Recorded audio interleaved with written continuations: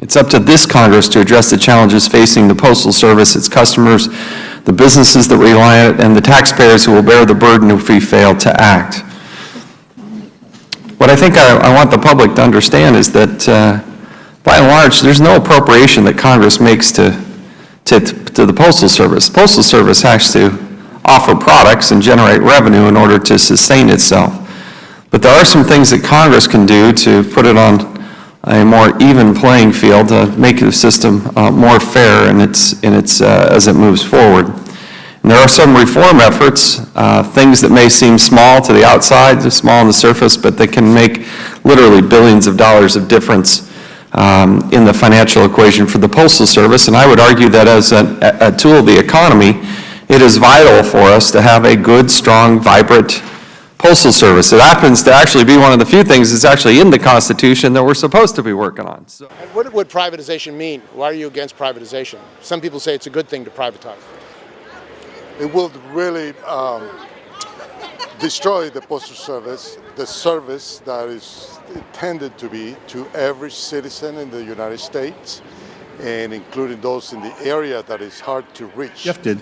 So privatization, which I firmly oppose, would require the taxpayer in the United States to take the $38 billion in underfunded liability from the postal workers' pensions, which they're carrying now themselves, and then that also have to pick up, the taxpayer would have to pick up $62 billion in retiree health care unfunded liability. So we're shifting about $100 billion in debt over to the taxpayer based on the privatization model that we have here today. So, you know, I just think there's much more that we can do here to help the Postal Service get squared away.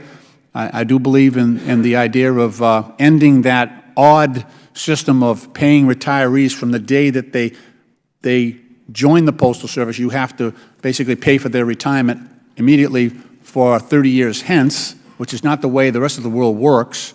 We usually use a pay-as-you-go system. But you know, as a proud son of a postal worker, you know, two of my sisters are postal workers. I think if we added them up, I've told people before that I think there's 17 members of my family at one point who are either working for the post office right now or are retirees or who have passed on. So it's been a real blessing in my family to make sure that those people have decent retirements after working their whole lives, decent health care. I think it's, look, we should hold ourselves to a higher standard here in the United States. We should treat our postal workers with respect and decency based on the job that they do. I yield back. Mr. Lynch, I just want you to know that my wife thinks I'm crazy, but I still use postage stamps. So I just want you to know I'm supporting all those members of your family. Every month I pay all my bills. All Action!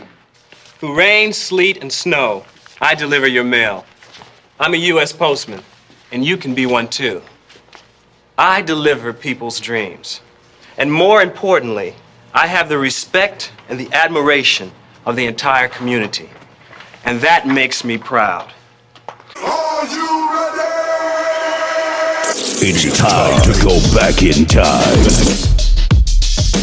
Postal Views. Get your postal views on.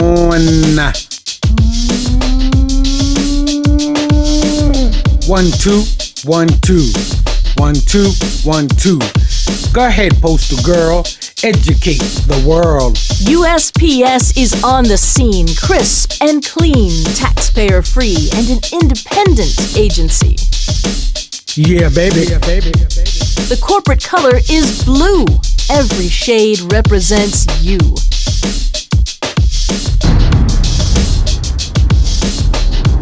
That's the sound of the sonic eagle boom. Listen up, my friend, and get a quick story dating back to the beginning of universal postal glory. Knowledge is power. First is forever, and that's reflected in the history books. Doing it better, faster, and longer, the USPS is still stronger. Ha ha ha ha. Back in the day, mail messages were tattooed for show on shaved scalps before the hair was allowed to grow. Then the messenger was sent with your consent on that special delivery attempt. Let's listen. Mail is still the best way to talk without knowing what was said.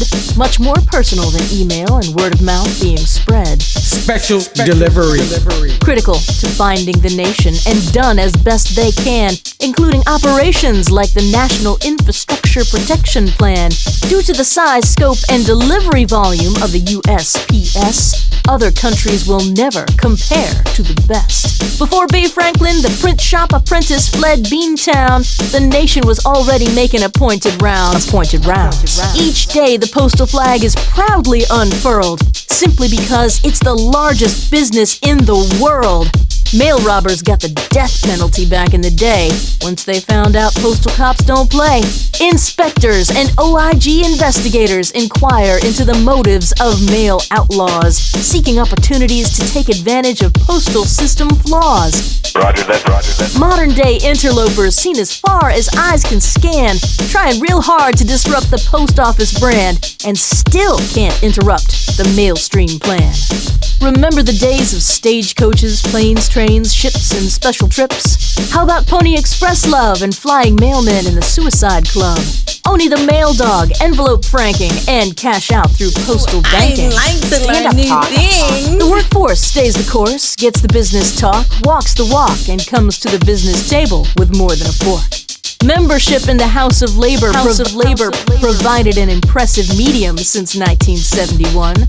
Without the civil rights struggle, there'd be no progress in this millennium. The powers to be will never concede, so without a demand, there is no reprieve. Bargaining, safety, ergonomic, and an engagement agreement lead to a more prolific workplace and a better employee treatment. I yield to the gentleman from the workroom floor. Get your postal views on. A non-productive political landscape sometimes puts service at stake. Prepare for battle, circle the wagon, and defend your position, even if you have to circulate a government petition, standing up as dominant constituents to elected officials. Economic and political footprints will forever stamp the issues. Declining revenues and first-class letter volumes in the mailing industry offer opportunity for growth from a most trusted government history. A need for postal reform sounds like the calm before the storm. Don't make me have to sound the horn. Don't even think about the word privatize or the mail system dissipates before your eyes. Will profits come before service to your neighborhood? Better yet, will the increased public safety risk be understood? Different couriers with a key to the letterbox. Will they also take mail out the mailbox? Suspicious mail and increased fraud schemes only perpetuate junk mail screams and a faster electronic diversion scene. Nothing's more important than understanding how the numbers ultimately shake out, and a warm and fuzzy employee participation ensures no product drought. Neither snow, nor rain, nor heat, nor gloom of night. You know the slogan, all over town. The U.S. mail carrier will continue those appointed rounds. A post office story.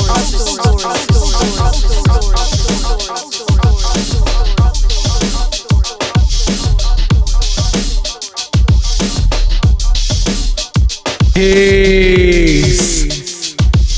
Whatever our disagreements may be, we can always agree that we share a common objective: to ensure the long-term viability of the Postal Service that serves the American people and that is also a great place to work for our employees.